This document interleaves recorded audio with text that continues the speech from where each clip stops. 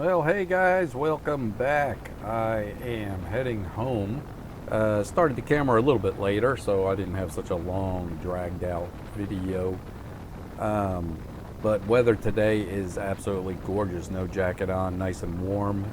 Been getting caught in the rain, as you've seen in some of the past videos just recently.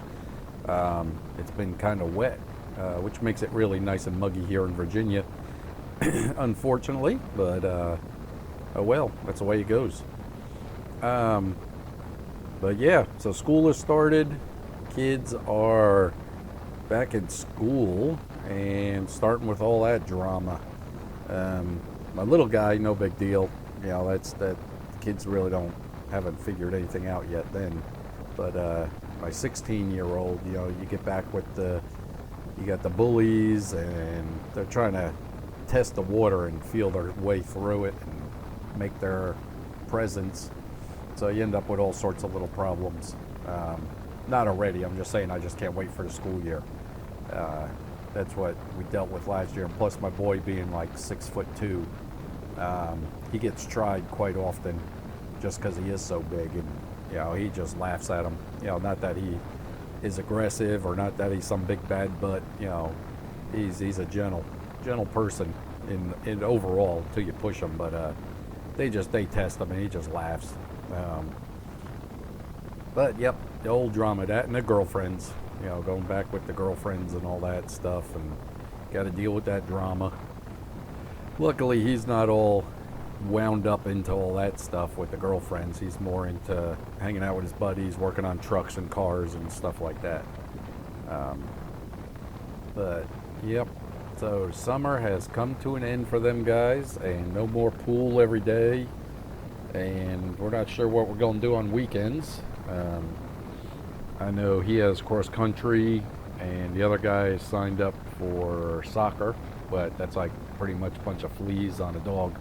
You know, they chase the ball around, even if it's their own teammate, they're trying to take it from them. Yeah, that's amazing. You know, we've been to a couple practices already, and you bring your kid to the practice, they're looking over at you like, hey, am I doing good? You know, look at that shot I made. And the mom or dad is sitting on their phone, and every once in a while will glance up. I'm like, parents, excuse me, you know, you want to go over there and smack them square in the side of the head, but you would you know, upset them because you would hurt their feelings if you were to say something. These kids look at you and want the praise and want the, am I doing okay? And like, you really give a crap about what they're doing, instead of you sitting there worried about what these other people are doing on Facebook or wherever that aren't even related to you. It's like, pull your head out your butt, you retreads. I mean, how stupid. So many times I see other kids, and they'll look over and you know, they got their hands up like, you see that? And you know, the mom or the dad is like looking, and they'll look up and they wave. And I'm like, they're not looking for a wave, they're looking for a thumbs up or their hands up. You know, get excited. It just, oh my gosh. I'm sorry, but that irritates the living crap out of me.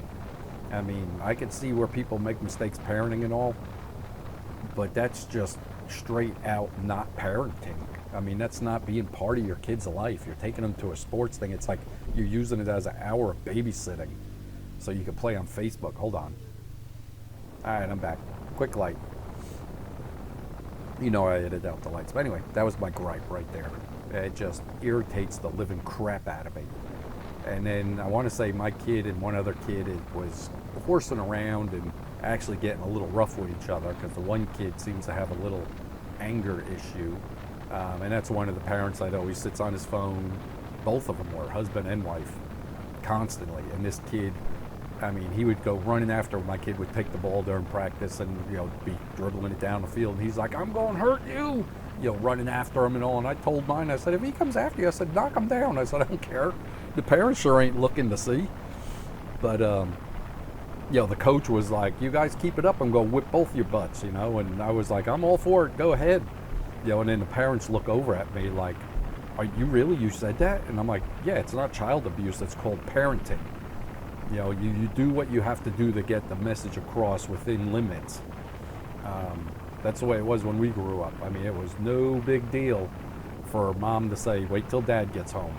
and it was a game on. Let me tell you what, you behaved the rest of the day, and that didn't get you out of trouble. As soon as he walked through the door, she had to talk with him, and you got your butt whipped. So, I mean, that's called parenting. It's called showing you there's consequences for your stupid actions. And yes, people and kids do stupid actions and need to have consequences.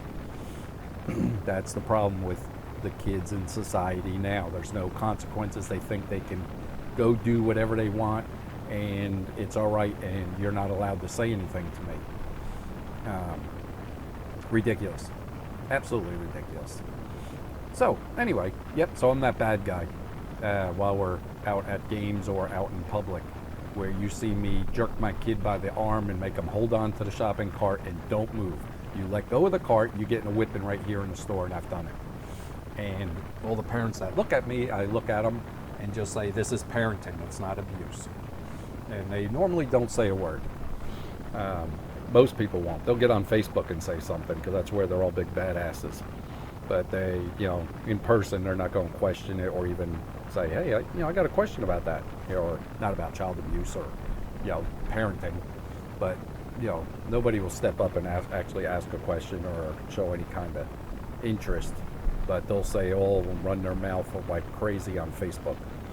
So that's the new tough guy is on Facebook. Before it was talking about you behind your back at school, and now it's they talk a bunch of crap on Facebook. Anyway, that's my gripe. Well, look at this weather. This is absolutely beautiful. I am heading out this way and then going to take the back road in, trying to change it up a little bit. This summer has been not too bad with the bugs. I've got hit with a few, in the arms, the chest, and I had one get in my helmet. But other than that, not too bad. I thought I'd be pelted a lot more, but I don't go out at night too much. Normally by the time I'm home, I'm done. Me and the boys are hanging out doing stuff and whatnot. I don't go out just joyriding or, take this thing out and ride around. I should, because it would be a whole lot cooler than this. It's just miserable hot this summer. But, I had somebody comment on my gloves. They said, hey, these are pretty cool gloves. If you look at them, it just says mechanic. I want to say I got them from Walmart or something like that. I want to say they were definitely under $10, like $6, $7. There's the standard mechanic gloves, give you a good grip. Will protect your knuckles a little bit from stones or a bug or something.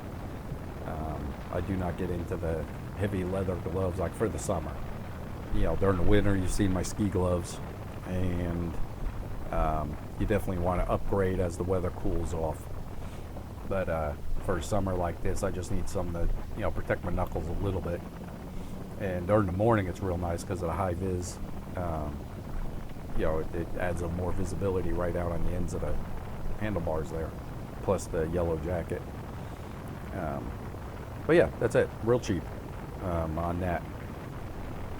The places I do spend the money on and don't mind spending it is like on the helmet, the jacket, which this jacket is not protective, as in falling off, and it's padded in spinal cord or your spine protection with the plates and all that. It is strictly protection from the elements and weather, because less likely for you to dump the bike on this. If you get hit from the rear, I should probably have a more protective jacket on to protect your back and spine, or if you get hit from the side, but it's going to be a bad day. If either one of those happens, it probably could reduce your injury, but it's going to be ugly. It's going to be one of those bad days. But yeah, and shoes, not so much. I may wear my work shoes, which are steel toe and whatnot, more of like a boot. But like I said, it's not like I put my foot down to try to hold the bike up or keep it upright if I hit gravel.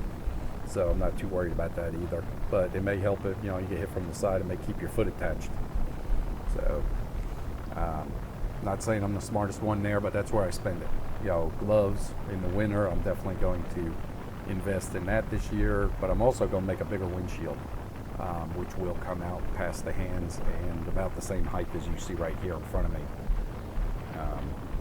Get a big piece of plexiglass, heat it up with a heat gun and bend it, and then I'll do mounts for the ends right off of where the mirrors are straight out to hold the tips out off of my hands. So you'll have contact right where this one mounts, and then the two bars coming off of where the mirrors are mounted to the handlebar to hold it out there. So I think that'll be plenty of contact, and it's not going to be straight across the top. It'll come down just like this is, but probably 5 inches thick right around by the hands to protect it from the wind. And then I could pop that off and put this one back on during the summer next year. That's my game plan. I'm going to stick to it. But yeah, I found the plexiglass online. It's nothing, the high impact, so it won't crack or shatter. You got to watch what plexiglass. Do not just go buy cheap plexiglass from Lowe's, because a stone will shatter that. You need the high impact, like what these windshields are made out of. And let me see what else. I love taking this back country road here. It's just nice and windy and twisty. It's not too, it's more forgiving, as in it doesn't have bad grooves in it to where the bike wants to travel all over the road. There's 1 or 2 spots I remember seeing, but other than that, it tracks pretty true on this road. It makes it more fun and comfortable. I have not had any incidences with deer, knock on wood. I probably said that, and I'll hit one around this turn up here. I have had a couple dogs run close to the road. I think they were planning on chasing me, and then realized how fast I was going and changed their minds. But luckily, no deer. And actually, I haven't heard too many. The only one that I've heard hidden stuff, I've heard a few friends, maybe 1 or 2 deer. Normally you hear a lot more, but my wife, she caught a bear. She hit a bear with my truck. That was nice, and luckily it's lifted up a little bit to where it hit the tow hook and just broke the wind fairing underneath. Not broke it, but just popped the rivets out, and also I just re-riveted it. Bought some rivets from the auto parts store, popped them in.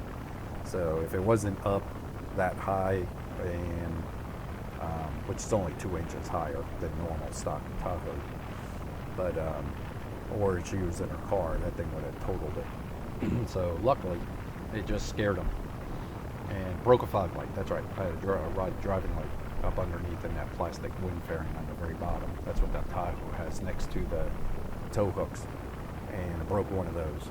And they're aftermarket anyway, so I bought another set for like $25, the LED ones. That's what was on there to begin with, because the originals went bad years ago, and I wasn't going to spend $99 for original, incandescent driving light. So I put the LED ones on, and man, they really light up the road. Unbelievable. So,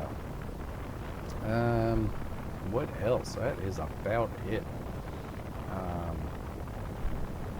I will start making posts or like schedule for the live YouTube and do question and answer and walk through on the bike.